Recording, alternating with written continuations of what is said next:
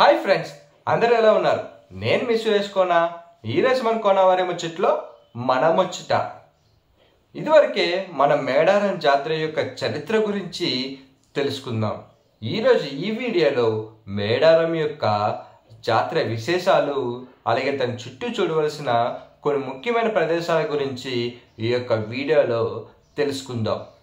ముందుగా ఈ యొక్క వీడియోలోకి వెళ్ళే ముందు ఇంకా ఎవరైనా నా ఛానల్ సబ్స్క్రైబ్ చేసుకోకపోతే వెంటనే నా ఛానల్ సబ్స్క్రైబ్ చేసుకొని నా వీడియోని లైక్ చేస్తూ, షేర్ చేస్తూ మీ విలువైన ఫీడ్బ్యాక్ని కామెంట్ రూపంలో పెడతారని నా మనవి. సమ్మక్క సారక్కల జాతర ఎంతో అంగరంగ వైభవంగా నిన్న మన తెలంగాణ రాష్ట్రంలో గల ములుగు జిల్లాలో తాడ్వాయి మండలంలో గల మన మేడారం అనే ఊర్లో ప్రారంభమైంది. 4 రోజులు సాగి జాతరలో నిన్న మొదటి రోజు అయిన నిన్న మన సమ్మక్క గారి కూతురైనటువంటి సారక్క గారిని, అలాగే పడిగిద్ద రాజుని, గోవిందరాజుని మన మేడారం గిద్దెలపైకి తీసుకొచ్చి కొలుదీర్చారు. ఇంకా ఈరోజు రెండవ రోజు. ఈరోజు కుంకుమ భరణి రూపంలో గల మన సమ్మక్క గారిని మన పూజారులు ఎంతో భక్తి శ్రద్ధలతో ప్రత్యేక పూజలు చేసి ఆ చిలకల గుట్ట నుంచి మేడారం గిద్దపైకి అంగరంగ వైభవంగా ఊరేగిస్తూ తీసుకొస్తారు. దీనికి స్వాగతం పలకడానికి ములుగు ఎమ్మెల్యే మన తెలంగాణ రాష్ట్ర మంత్రి అయినటువంటి సీతక్క గారు ప్రభుత్వం తరపున స్వాగతం సుమంజలి పలుకుతారు. ఇంకా రేపు ఈ వనదేవతలందరూ కొలువుదీరారు. వీళ్ళన్నింటికి ఒక జన జాతర అనేది మొదలవుతుంది. భక్తులందరూ ఎంతో భక్తి శ్రద్ధలతో వాళ్ళు తెచ్చిన కానుకలను అమ్మవార్లకి సమర్పించి వేడుకుంటారు.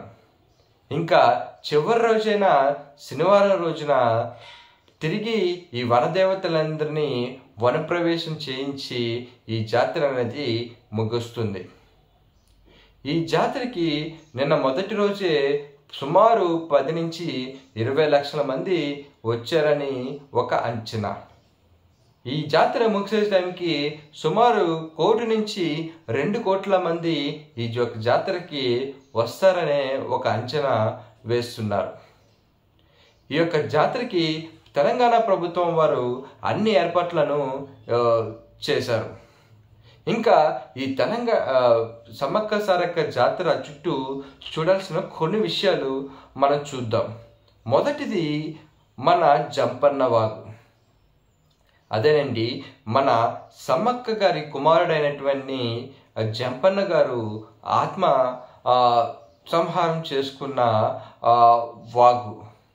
ఆ వాగులో నీరు ఇప్పటికి కూడా ఆ జంపన్న గారి రక్తంతో ఎరుపుగానే ఉంటుందని ఒక నానుడి.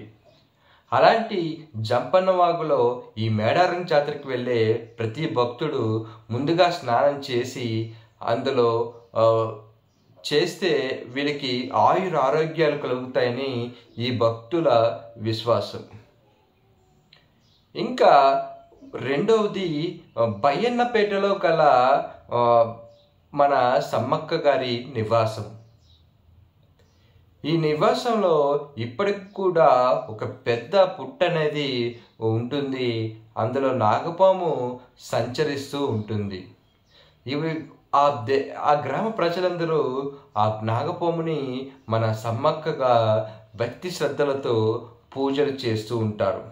మీరు కూడా, ఇది మేడారం గిద్దలకి కొంచెం దూరంలో ఉంటుంది. దయచేసి మీరు కూడా వెళ్ళి ఆ సమ్మక్కను నివాసాల్లో గల పుట్టను సందర్శిస్తారని నా మనవి. అలాగే మేడారం జాతరకి మరి సమీపంలో గల సమ్మక్క సారక్క ఆదివాసీల మ్యూజియంని కూడా సందర్శించండి. ఆ మ్యూజియంలో మన సమ్మక్క సారక్కల ఉపయోగించిన వస్తువులతో పాటు ఈ సమ్మక్క సారక్కల చరిత్ర గురించి కొన్ని విలువైన విషయాలు మీరు తెలుసుకోగలుగుతారు. సో ఇదండి ఈ యొక్క మన వీడియో. ముందుగా ఈ వీడియోని క్లోజ్ చేసే ముందు మీ అందరికీ ఆ సమ్మక్క సార్లక్కల ఆశీస్సులు ఎల్లవైపులా మీ కుటుంబాలపై మీపై ఉండాలని నేను కోరుకుంటూ, ఇలాంటి మరిన్ని కొత్త వీడియోల కోసం కలుసుకుందాం. అంతవరకు సెలవు. దిస్ ఇస్ సురేష్ కోనవారి ముచ్చట్లు సైనింగ్ ఆఫ్. జై హింద్.